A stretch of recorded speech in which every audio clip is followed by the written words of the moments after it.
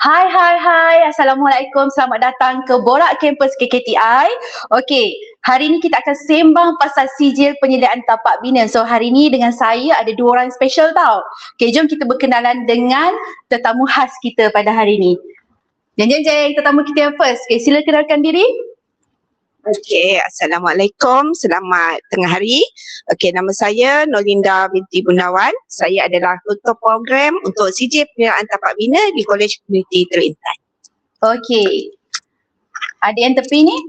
Hai, Assalamualaikum. Nama saya Muhammad Arif Iman bin Hanafiah. Saya pelajar KKTI pada tahun ni, semester 2 lah tahun ni. Semester 2. Okey. So, bersama dengan kita adalah pensyarah sijil penyediaan tapak bina dan pelajar semester 2 sijil penyediaan tapak bina. So, untuk penonton-penonton yang ada di luar, so sekiranya anda adalah bakal pelajar yang akan mengambil sijil penyediaan tapak bina ataupun dah pun tamat ataupun rasa nak tahu tentang sijil penyediaan tapak bina, so hari ni kita akan sembang-sembang apa itu sijil penyediaan tapak bina, apa prospek kerjaya dia, dan yalah kalau dekat Kolej Komuniti Teluk Intan ni kita ada 3 semester sahaja ya untuk sijil penyediaan tapak bina.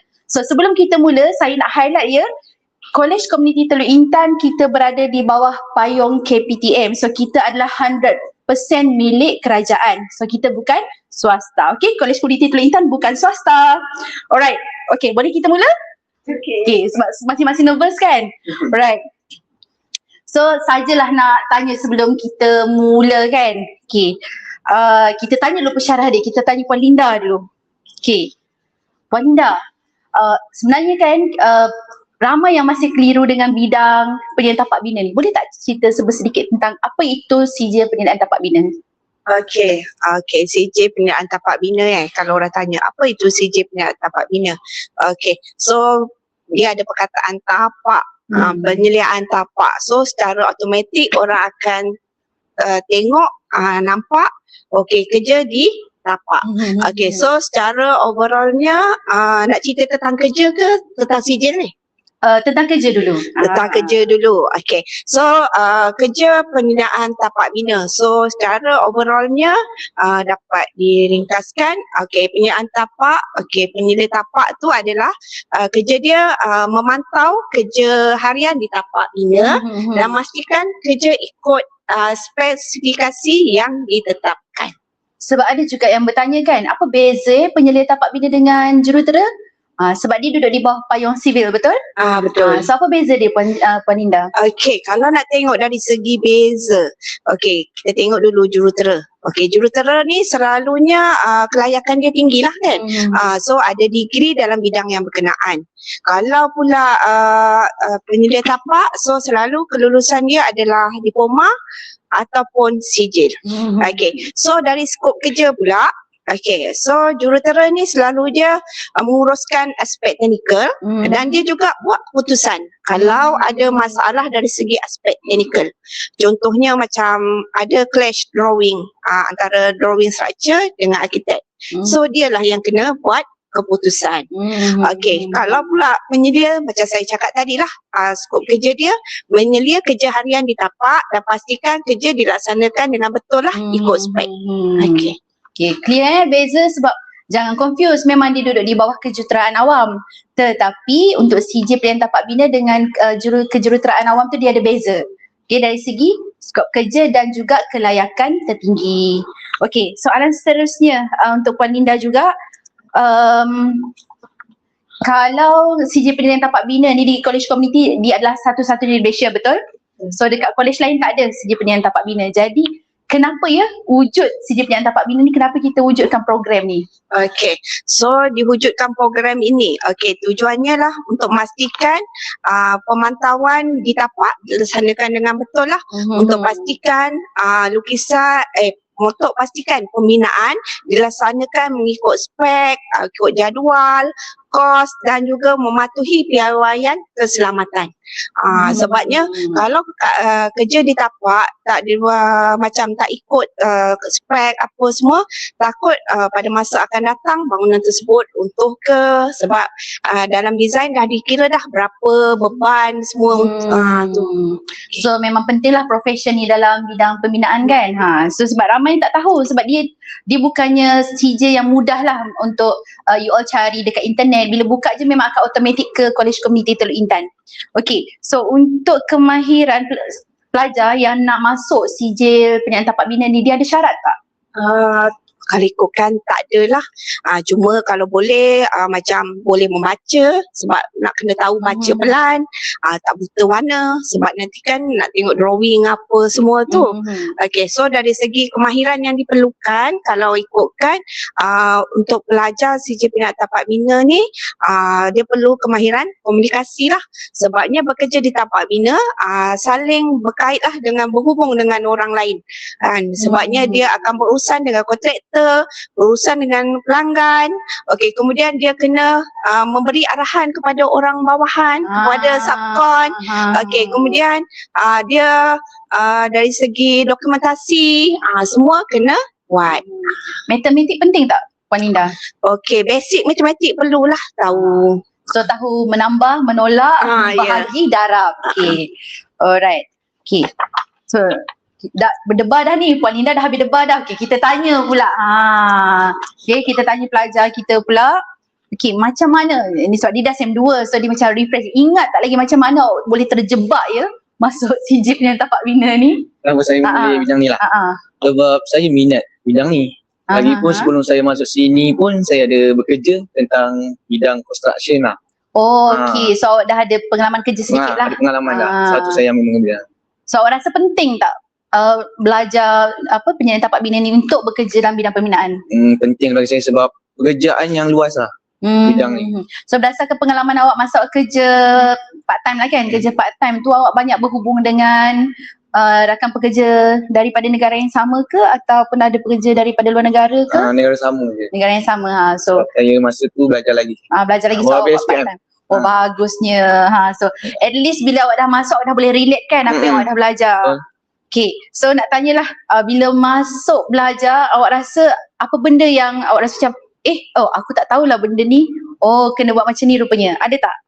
Adalah. Tanya. Ingat tak subjek apa? Subjek Ukur Aras. Ukur Aras. Okay, Ukur Aras waktu siapa ya pensyarahnya? Puan Aina. Puan Aina. So apa yang menarik tentang subjek Ukur Aras tu yang awak rasa macam saya belajar benda baru? Sebab saya dapat belajar tentang mengukur kawasan dengan betul lah, dengan menggunakan alat-alatnya. Okay, so far awak dah SEM 2 ni dah banyak buat latihan amali kan? Okay, latihan amali yang awak buat setakat ni dekat mana? Dekat kawasan sini-sini je. Dekat sini-sini lah? Ada slide je lah. Okay, site belum lagi kan sebab awak belum naik SEM 3. Okay, so projek yang setakat ni awak rasa paling mencabar sepanjang awak belajar 2 SEM ni? Ukur Aras. Ukur Aras. Sebab Ukur Aras ni dia kena teliti lah. Tidak boleh buat satu kesilapan. Kalau satu kesilapan akan rosak pengiraan dia lah. Kawasan tu. Jarak dia. So nampak tak kepentingan kita tahu detail tu lah, maksudnya kita berhati-hati, teliti, tak boleh ambil mudah. So memang penting sebab macam pelajar kita kata tadi, kalau silap saja kita buat kiraan tu dia akan merosakkan struktur, dan dia akan mengandung bahaya, betul tak? Betul. Okay. So awak rasa setakat ni awak dah masuk SEM 2 ni, kemahiran apa yang paling meningkat berbanding dengan awak masuk SEM 1 dulu? Kemahiran saya meningkat adalah komunikasi. Saya dengan kawan saya dengan baiklah. Lepas tu saya dapat menyelesaikan satu masalah dengan teliti dan baik. So maksudnya nanti bila nak pergi latihan industri awak yakin dah boleh berkomunikasi dengan klien. Kita tengok nanti. Nanti kan untuk manager dekat konti, so kita kena ingat ya pelajar ni, so nanti di latihan industri kita panggil lagi sekali untuk verify kan dia punya kemahiran komunikasi dia. Alright, okay. Puan Linda, lepas ni pelajar-pelajar ni habis nanti kan, sebab diorang bukan setakat akan pergi kepada sijil penyelenggaraan tapak bina, betul? Jadi apa lagi peluang pekerjaan selain itu yang ada? Okay, peluang pekerjaan untuk graduan sijil penyelenggaraan tapak bina. Okay, so cara kalau bila tengok nama sijil pun sijil penyelenggaraan tapak bina. So selalunya bila keluar mereka akan jadi penyeliaan tapak lah. Okay, so selain penilai tapak, mereka boleh jadi pegawai keselamatan dan kesihatan pekerjaan. Okay, tapi saya nak maklum kat sini lah, macam pelajar bila keluar, diorang boleh jadi penilai tapak, tapi mengikut Akta 520 CIDB, di tapak perlu penilai tapak yang kompeten. So maksudnya nanti bila diorang keluar, diorang perlu ambil lah khusus dengan CIDB untuk diiktiraf sebagai penilai tapak yang kompeten. Okay, melalui kursus ataupun melalui pengalaman dan kelayakan lah.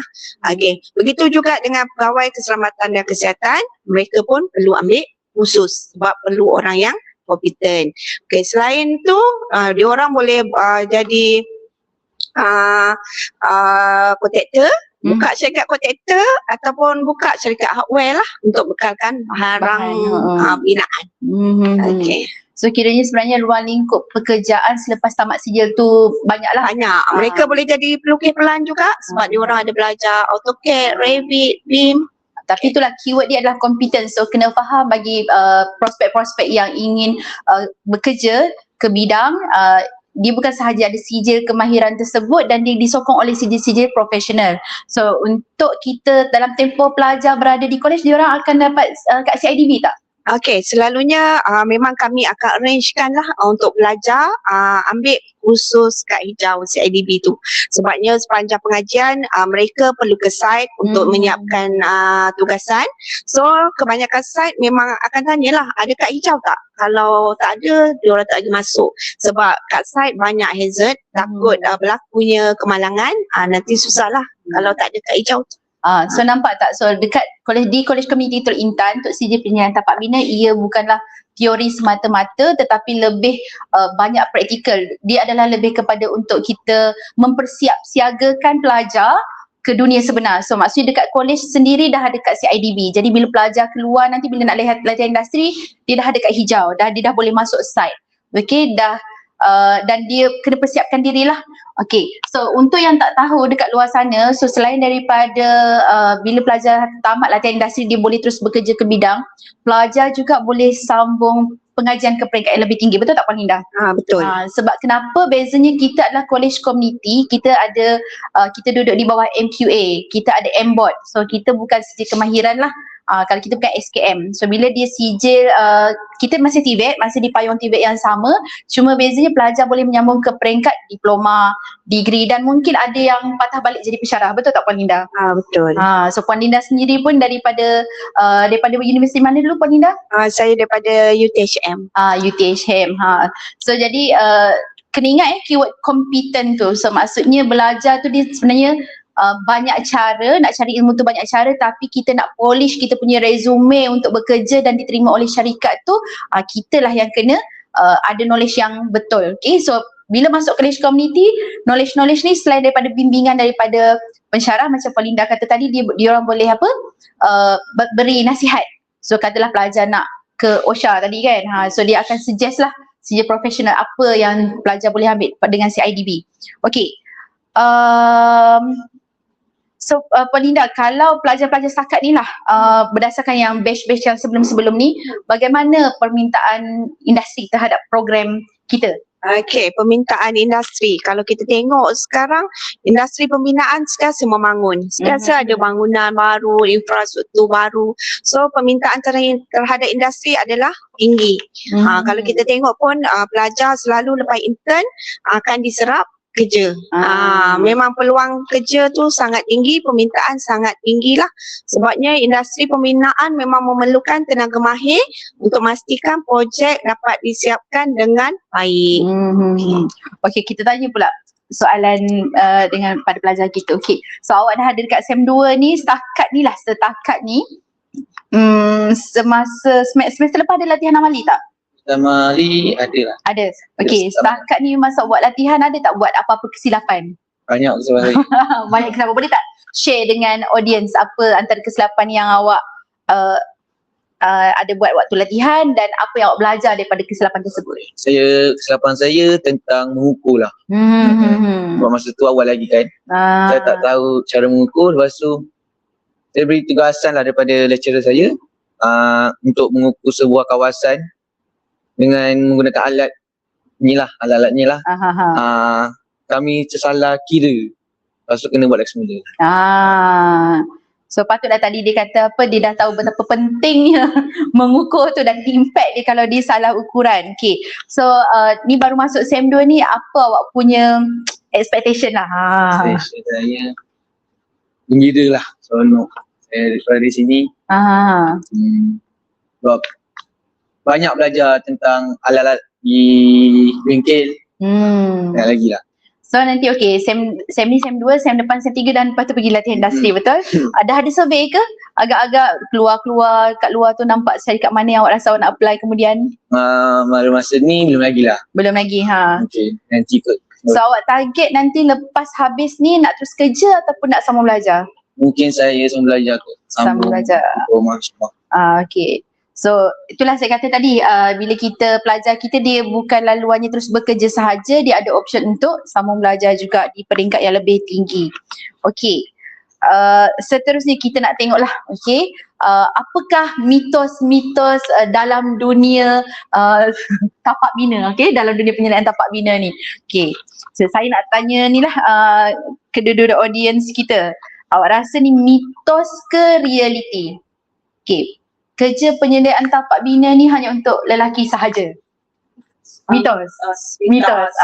Kenapa ya? Okay, sebabnya dia sebenarnya perempuan pun boleh jadi jurutera, boleh jadi arkitek. Yang penting adalah ilmu, kemahiran dan profesional. Semua lah. Awak pula rasa macam mana? Sebab awak ada classmate perempuan kan? Awak rasa adakah lelaki lebih kompeten daripada perempuan? Bukan nak panas-panaskan ya, saja kita berbincang tentang mitos dengan fakta. Kita kena berlaku adil lah. Perempuan adil lain, lelaki adil lain. Dua-dua boleh jadi kontraktor lah. Dengan mampu tak mampu je. Sebab dia tak boleh jawab negatif sebab Syarah ni perempuan. Okay. Alright, seterusnya soalannya. Okay, penyelidik tapak kerja dia jaga pekerja je? Mitos ke realiti? Mitos. Are you sure? Okay, sebab Puan Linda tadi dah sebut, saya nak tanya awak pula. Selain daripada jaga pekerja, apa lagi kerja yang dia kena buat? Dia kena dia kena apa? Mencari maklumat tentang satu projek tu. Lepas tu dia kena jaga dia punya ni juga, apa, spesifikasi dia dengan betul lah. Okay, saya tak nak tanya Puan Linda ni, saya nak kena tanya pelajar kita. Puan Linda confirm dia excellent, 100% boleh jawab. Okay, penyelia tapak tidak perlu mahir komputer? Mitos atau fakta? Mitos. Kenapa? Dia tapak ni boleh je dia main dekat tempat site, bukan kat bidang komputer. Puan Linda sejauh mana? Okay, sebab you all tak masuk belajar software lagi kan? Okay, so kalau dekat college community ada tak guna apa-apa software yang bantu pelajar ni dalam bidang penyelidikan tapak bina? Okay, untuk khusus CJ penyelidikan tapak bina, okay, pelajar akan menggunakan software AutoCAD, Revit, BIM, dan itu untuk drawing lah kan. So dia orang ada belajar guna semasa SEM 2 dan juga SEM 3 untuk teknologi digital dan juga lukisan pembinaan. Selain itu juga dia orang akan belajar menggunakan software Microsoft Project untuk perancangan kerja. Okay. Alright. Okay. So kita sajalah saya nak uji pula pelajar sekali lagi. Kita nak uji pelajar. Asyik nak uji pelajar je kan, sebab saya tahu Puan Linda dia akan excellent. So jadi kita uji pelajar ni. Kita nak tengok, okay, ada barang ni yang mungkin awak pernah nampak, dah guna, ada yang benda ni awak tak guna lagi atau akan guna semester ni. Jadi saya nak uji. Nak uji Puan Linda sila jangan bantu ya. Sila jangan bantu dia. Okay. So peralatan yang pertama. Okay, saya tunjuk dekat audience dulu. Boleh nampak tak? Okay. So agak-agak ni alat apa? Ini alat saya tak tahu you all dah guna ke tak alat ni. Tapi mungkin pernah nampak dekat bengkel. Tapi tak tahu dia punya nama. Betul lah. Okay. So ini alat apa Puan Linda? Spirit level. Okay, spirit level. So untuk apa ni alat ni? Untuk pastikan macam kalau kita ikat patah, pastikan level dia tegak, lurus. Sebab saya pun pernah nampak tapi tak pernah guna. Kan sebab bilik saya depan dengan bengkel. Okay. So untuk pelajar SEM 2, SEM ni ikat batu SEM berapa ya? SEM 2. So yang ni lah alat yang awak akan guna. Kan? So so untuk pengetahuan audience antara benda-benda yang pelajar akan belajar yang hands on di college, apa dia? Belinda boleh tak share sikit? Subjek yang diorang akan belajar secara amali. Okay, so untuk kalau ikutkan semua kebanyakan kursus ada amali sebab kita punya pendekatan adalah 73 amali dan 30 teori. So banyaklah subjek yang ada amali. So macam contoh untuk semester 1 ada kerja pembinaan serap structure yang mana amali dia nanti pelajar kena buat acuan kayu dan juga ikat besi. Betul tak Arif? Ada buat kan? Saya lepas. Okay. So kemudian untuk subjek ukur akan belajar menggunakan alat ukur aras, total station. Okay. So untuk semester 2 pun ada amali kerja pembinaan superstructure. Okay. Kemudian untuk lukisan guna AutoCAD, Revit. Kemudian untuk pengurusan pembinaan akan guna software Microsoft Project untuk amali. Okay. Kemudian pada semester 3 kemudian ada penyediaan kualiti binaan. Okay. So itu QLASIK lah. Kita akan cek-cek bangunan, nak tahu bangunan tersebut dibuat ikut spek ke tak kan. Kod kosong dalam, simen tak ada ke apa semua kan. Okay. So semester 3 ada subjek kerja seni bina bangunan. So kat situ akan belajar ikat bata, mengecat, pasang tile. Okay. So yang ni saya rasa pelajar Arif tak pernah nampak alat ni sebab dia selalunya tertutup. Saya nak tunjuk dia dekat audience dulu. Okay. Pernah nampak tak Arif? Dia di terror. Di terror? Alat ukur aras lah. Saya ingatkan dia tak pernah nampak alat ni sebab saya tahu dia bertutup kan. Okay, so alat ni digunakan untuk apa? Untuk mengukur sebuah kawasan dengan betul lah, dengan tepat. So kiranya bila Puan Linda kata dia terror tu saya tak boleh nak tanya lebih-lebih dah lah. Sebab dari tadi dia sebut ukur aras. Itulah. Maksudnya itu subjek yang dia paling confident. Okay. So yang ni yang awak akan belajar semester ni, betul? Ni sekarang kurikulum baru semester 3. Semester 3. Okay, semester 3 dan saya difahamkan sebab saya mengajar pelajar, saya mengajar bahasa Inggeris, so selalunya pelajar suka buat demo ni dalam kelas. Okay, jenis-jenis ikatan bata. Kan, betul tak Puan Linda? So pelajar akan belajar beberapa jenis kan? Ya. So kalau ikut kita dekat college selalunya pelajar didedahkan dengan berapa jenis ikatan? Selalunya 2 jenis. 2 jenis. So selain daripada ikatan teori akan ditunjuklah semua tapi bila amali tu buat yang sisi atau yang dari satu. 2 jenis macam tu. Okay, so ada yang ada audience yang rasa macam mungkin dia Google kot College Community Teluk Intan kan, dia kata tak nampak pun dia punya padang, kat mana dia orang buat kerja bancuh simen, ikat bata semua ni. Ada tak tempat dalam college yang pelajar boleh buat amali? Okay, so kalau ikutkan memang kita bangunan rumah kedai, tapi macam contoh untuk amali ukur kita akan gunakan kemudahan taman di hujung lah tepi sungai tu. Selalunya buat amali kat situ. Okay, so untuk amali lain, contoh untuk yang macam amali konkrit, untuk kerja seni bina. So kita ada bengkel kejuruteraan dan ukur di arah 1, dan untuk kerja seni bina kita ada bengkel di aras 3, dan kita juga ada bengkel untuk penyediaan kualiti di aras 3. Okay. So Arif, so far awak dah tengok tak alat-alat yang ada kat bengkel? Ada. Dah pernah guna semua ke ada yang tak pernah guna lagi? Pernah guna semualah. Pernah guna alat mampak bata? Mampak bata belum lagi ke dah guna? Dah. Oh, SEM 1. So sefaham saya kalau alat mampak bata ni dia ada 2 jenis, digital dengan manual, betul tak Puan Linda? So awak dah guna dah terror lah ni? Masih belajar lagi lah. Tapi familiar lah kan. Jadi masih kalau pergi ke industri agak-agak tak risau dah lah. Tengok tu pelajar kita yakin ya. Bagus tak pelajar kita. Okay, so saya nak tanya Arif. Okay, speed question speed question. Okay, saya bagi pilihan A atau B, awak sebut je mana awak prefer. Kerja pejabat, kerja tapak? Tapak. Tapak. Sebab seronok kalau kat tapak.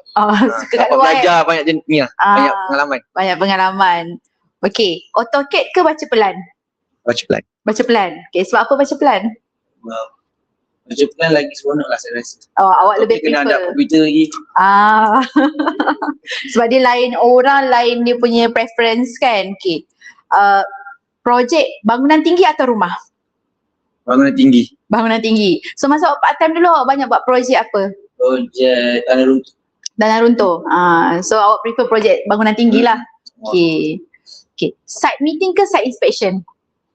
Site meeting. Site meeting. Kenapa? Sebab banyak idea lah ni orang-orang. Okay. So saya rasa kalau tengok kita sembang dengan Arif ni, dia tak ada masalah komunikasi. Dia yakin betul tak Puan Linda? Saya rasa sebab tu Puan Linda pilih dia. Okay. Arif nak tanyalah, kalau awak patah balik ke SEM 1, okay, ada tak benda-benda yang awak rasa macam kenapalah aku buat benda ni kenapalah, maksudnya dari segi kelas lah. Okay, apa benda yang awak rasa awak boleh ubah kalau patah balik ke SEM 1? Saya akan ubah perangai saya lah. Perangai apa tu? Dalam perangainya, lepas tu saya akan ubah cara bekerjasama tu lah. Supaya lebih baik lah. Komunikasi dengan kawan dengan baik lah. Okay, so setakat ni lah awak rasa pengalaman yang ada, yelah sebab awak baru SEM 1, baru masuk SEM 2 kan, kita baru mula. Pengalaman yang awak rasa paling meaningful, paling bermakna sepanjang awak belajar CJ Penyiaran Tapak Bina? Pengalaman saya di sini lah. Okay. Tentang di bengkel lah. Sebab saya dapat banyak belajar tentang alat-alat yang dari situ. Cerita saya ajar semua. Okay, namakan 3 jenis alat yang awak dah guna. Ya, dan mesin mapatan, mes lagi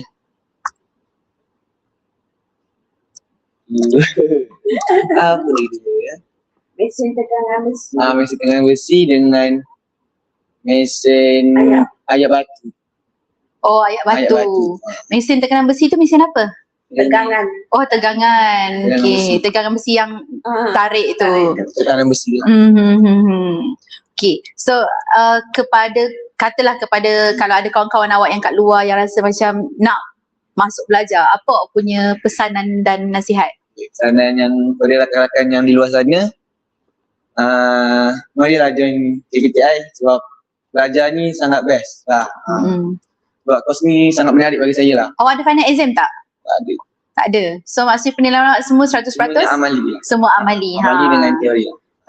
Okay. Sebab kenapa ya? Sebab kita kalau di college community di bawah payung TVET, kita berfokuskan pada outcome based education. So, macam Puan Linda katalah, hasilnya adalah kita aim untuk menghasilkan penyelesaian tapak bina. So jadi dia banyak tugasan amali. Okay, macam Puan Linda sebut tadi, 70% adalah amali, 30% adalah teori. So teori tu adalah quiz dalam kelas. So dia tak ada final exam, semuanya hands on, tugasan assignment. Okay, cumanya pelajar sebab dia lebih banyak kerja grup kan. Dia banyak grup, maksudnya dia memaksa pelajar untuk polish dia punya kemahiran komunikasi. Okay, Puan Linda, sebab saya rasa Puan Linda pun sebelum jadi pensyarah pun dulu dah ada pengalaman-pengalaman dekat site kan. So agaknya lah benda yang paling mencabar yang kita boleh alertkan pelajar sebelum mereka pergi LI. Apa benda yang diorang kena alert sebenarnya sebelum mereka pergi LI? Okay, kalau ikutkan cabaran dekat tapak Okay, so antara cabaran kat tapak adalah sekarang kita boleh tengok lambakan pekerja asing. Betul, di tapak. So maksudnya kita kena pandailah handle pekerja asing. Kena pandai berkomunikasi dengan mereka lah dalam beri arahan apa semua. Sebab kadang ada yang baru datang tak faham bahasa Melayu semua. Okay, itu satu. Yang lain cabaran dari segi keselamatan di tapak. So sebagai seorang penyelesaian tapak, dia kena pastikan pekerja dan orang di sekeliling berada dalam keadaan yang baik. Kalau dia nampak ada hazard, kena pindahkanlah, kena alihkan. Okey, seterusnya cabaran dia lagi dari segi teknologi. Sebab kita tengok sekarang ada macam-macam teknologi dalam bidang pembinaan. So sebagai seorang pembina tapak, dia kena ambil tahulah. Sebab takut nanti orang cerita IBS ke apa semua takkan tak tahu kan. So dia kena tahulah benda-benda macam tu.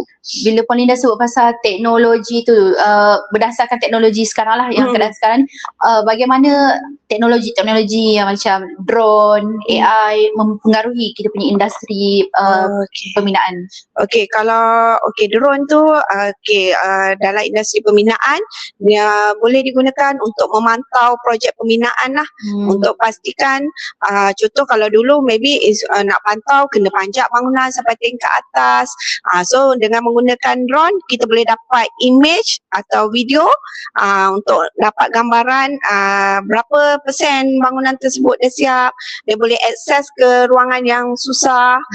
Kita boleh nampak lah kalau bangunan ada defect macam tu. Kalau AI pula dia dapat memudahkan lah dari segi pengurusan pembinaan. Contohnya dalam perancangan projek boleh gunakan Primavera. So kalau maksudnya untuk pengendalian drone ni, adakah pelajar perlu ada spesifik sijil atau kelayakan untuk mengendalikan drone ni? Okey, so untuk makluman kalau dalam silibus CJ punya tapak bina tak adalah pengususan untuk belajar drone. Okey, tapi kalau saya bagi contoh untuk CJ teknologi pembinaan, dia orang punya kurikulum tu ada belajar tentang drone. Tapi kalau macam kita tak ada, so maybe atas inisiatif sendirilah untuk ambil kursus nilai tambah lah. Nilai tambah lah untuk dia lagi macam company nak tengok dia ada sijil pengendalian drone, nilai tambah lah kepada dia untuk dapat kerja. So itu yang kita kata tadi professional certificate untuk certain benda. So bila pelajar sendiri ada inisiatif tu, sebab kita 3 semester sahaja di college dan kemudian kita 1 semester di latihan industri. Jadi kalau pelajar nak orang kata lebih banyak option, lebih banyak option, dia of course lah dia kena tambahkan kemahiran dia, walaupun kemahiran tu tidak ada dalam senarai yang silibus yang kita ajar. Tapi seperti yang saya kata tadi, pensyarah boleh nasihatkan pelajar untuk dapatkan professional certificate yang mana yang sesuai. Dan kalau sebab kadang-kadang pelajar ni dia tak tahu jadi dia tak ada knowledge. Kalau nak mengendalikan drone ni saya kena ada sijil ni ataupun saya kena ada knowledge ni. Ramai yang beli drone sendiri boleh, tapi kalau untuk masukkan dalam resume at least kena ada sijil yang kita kata kita qualified lah. Sebab kadang-kadang drone ni tak boleh akses ke semua tempat sebab dia ada melibatkan dengan undang-undang kan. So jadi boleh dapatkan hikmah nasihat daripada pensyarah. Okay. So Arif, awak rasa pensyarah awak semua okey ke? Syarah saya semua okey je. Sangat membantu tak? Sangat membantu. Diorang mengajar saya tentang, saya merujuk pada diorang lah. Ada tak pensyarah yang kedekut ilmu? Tak ada. Semua okey je. Tak ada kedekut ilmu. Sebab kita kita kecil institusi kecil, jadi bila nak berhubung dengan pensyarah tu lebih mudah. Okey. Kita tengok pula bila awak nak keluar nanti kan, bila awak nak keluar sekarang ni SEM 2, SEM 3 nanti kan akan banyak lagi benda. Awak nak pergi latihan industri apa semua, awak nak cari agak-agak syarikat yang macam mana untuk awak pergi latihan industri nanti? Saya akan cari syarikat yang okey lah dalam bidang tu, lepas tu tak ada masalah. Arif duduk mana ya?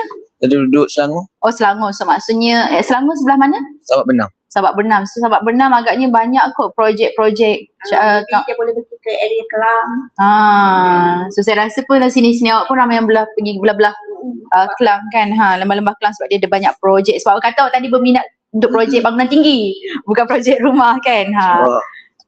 So boleh insya-Allah. Okey. Jadi kita buat rumusan sedikit lah Puan Linda. Untuk penyediaan tapak bina ni agak-agak kepada pelajar yang nak masuk. Pelajar yang berminat nak masuk, apa yang diorang kena buat? Okey, pelajar yang berminat nak masuk. So kalau ikutkan, so kepada pelajar yang berminat, buatlah permohonan sambung belajar di Kolej Komuniti Teluk Intan. Okay, so kita boleh refer lah kepada unit pengambilan. Okay, so untuk pengambilan sesi ini masih terdapat lagi kekosongan. Okay, so kepada yang tengah mencari tempat, bolehlah hubungi unit pengambilan. Okay, so sebenarnya tak penting di mana anda bermula, yang penting di mana anda berakhir. Sekiranya keputusan SPM tak elok, bukan bermakna anda akan gagal selama-lamanya. So maybe daripada belajar di Kolej Komuniti Teluk Intan, kita boleh sambung kepada diploma, pergi kepada degree. Sebab dia adalah laluan untuk kejayaan pada masa akan datang. So kepada yang tengah mencari tempat, apa lagi, datanglah ke Kolej Komuniti Teluk Intan. Okay, sebabnya CJ penyediaan tapak bina bila dia bekerja, kebanyakannya graduan dapat gaji yang tinggi. Boleh share sikit tak starting gaji yang sini-sini yang sebelum ni? Okey, kebanyakan pelajar dia punya starting selalunya dari 2,000 hingga ke 3,500 bergantung kepada lokasi dan juga syarikat. Selalunya kalau sekitar area Lembah Kelang memang tinggilah yang dia offernya. Itu tak termasuk OT, tak termasuk Ya, allowance betul. kan? Ada seorang pelajar tu, Faikah, dia cakap sekali dengan OT dia boleh capai 5,000. Okey, kalau Kan? Syarah ya nak mencapai gaji tu agaknya berapa tahun ni nak kena Dia 5,000 sekali dengan OT. Kan banyaklah, Banyak agak lah. banyak. Dengan kelulusan CJ sahaja.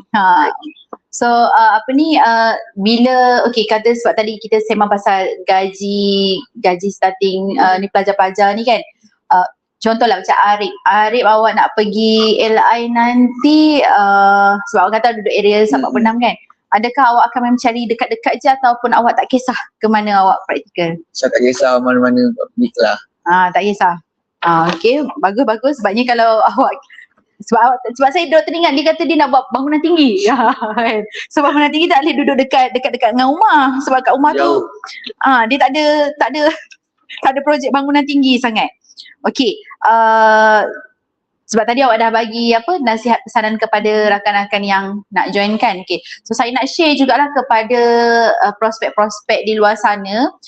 Kita memang tidak mengambil ramai sebab kita fokus pada kualiti lah. Kita fokus pada kualiti instead of quantity. Sebab ruang kita memang tidak besar dan kebanyakannya adalah inilah nak tanya Arif. Arif masuk ambil tapak bina tu awak ambil sendiri ke ataupun saranan daripada siapa-siapa? Peranan daripada makcik saya lah. Makcik awak. Dia tahu ada kos ni, saya So maksudnya keluarga awak tak ada halangan lah. tak ada. Dia okey je, jadi saya belajar. Sebabnya setakat yang kita promosi sebelum ni, bila kita buat hebahan ada pelajar yang berminat tetapi halangan daripada keluarga. Agak-agak yalah Puan Indah kan, kenapa kadang-kadang parents halang? Sebab setakat ni yang kadang-kadang yang masuk ni adalah yang memang ada background construction, yang memang ada parents yang kerja jurutera, jadi dia memang hantar nak dia masuk ke pendidikan tapak bina. Tapi parents yang tak familiar bila kita anak berminat sebab dia tahu hands on, tak ada final exam dan dia suka buat kerja-kerja yang macam ikat bata tadi tu, tapi parents pula halang. Agak-agak kenapa tu Puan Indah halangan tu? Okey, kadang mak ayah ni tak bagi sebab bila kerja construction ni kita boleh tengok kan terdedah kepada panas. Okey, kemudian bahaya, kotor. Tu sebab kadang mak bapak fikir bolehkah anak aku kerja macam ni kan? Sebab sekarang sebab kan sekarang orang banyak yang nak bekerja ke aircon macam tu kan. Bila kerja construction memang akan terdedah kepada bahaya, panas, kotor. Tapi itulah kerja apa yang tidak ada bahaya kan. Kerja dekat office pun bahaya darah tinggi, sakit jantung kan. So jadi itulah untuk penonton yang kat luar sana, mungkin ada ibu bapa di luar sana. So kerja memang ada yang bahaya, memang ada yang orang kata bermain dengan cuaca. Sebab kita kat Malaysia ni dia ada dua je cuaca dia, panas dengan hujan, dua tu je, dia tak ada salji kan. So dia ada dua tu je, panas, hujan. Okay, jadi kalau kita nak cari orang kata top tier punya kerja tu agak mencabarlah dengan market yang ada sekarang. Tapi yang demand yang paling tinggi adalah kerja-kerja macam CJ punya tapak bina, site supervisor. Saya rasa QLAS assessor tu yang check check building rumah lepas siap tu kan. Ya. Sebab saya pun first time dengar kerja apa QLASIK assessor tu lepas saya berada di Kolej Komuniti Teluk Intan. Okay, so terima kasih banyak-banyak kepada Arif dan Puan Dinda. Okay, so sebelum kita tamatkan kita punya live, kita buat saya buat rumusan sikit lah. Untuk penyeliaan tapak bina ni, kita bukan setakat kerja di buat kerja-kerja pembinaan sahaja, tapi kita juga fokus pada pengurusan projek.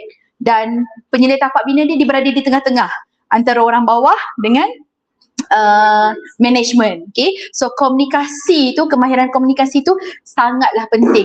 Tidak bermakna anda introvert, anda tidak boleh jadi penyelidik tapak bina. Sebab benda tu boleh dilatih, boleh digilap, boleh dipolish. So Arif mungkin memang ramah mesra, tapi saya rasa kawan-kawan ni kalau tak salah saya ada je yang introvert, betul tak? Yang tak banyak cakap tapi boleh buat kerja kan. Dan kena ingat juga CJ Penyelidikan Tapak Bina bukan sekadar untuk lelaki sahaja. Okay, perempuan pun boleh ambil CJ Penyelidikan Tapak Bina sebab skop kerja dia adalah luas. Dan kita, saya ingatkan sekali lagi, kita adalah duduk di bawah payung MQA. Okay, kita MBOT, maksudnya pelajar boleh sambung ke peringkat IPT yang lebih tinggi.